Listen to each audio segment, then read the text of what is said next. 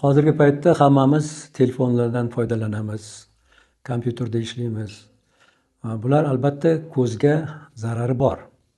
Ko'zga zarari bor, shuning uchun ko'zni ehtiyot qilish kerak. Endi ko'zni nurini yaxshi qiladigan narsalar bor. Mana shularni ham hisobga olish kerak. Aslida ko'z bu jigar bilan bog'liq.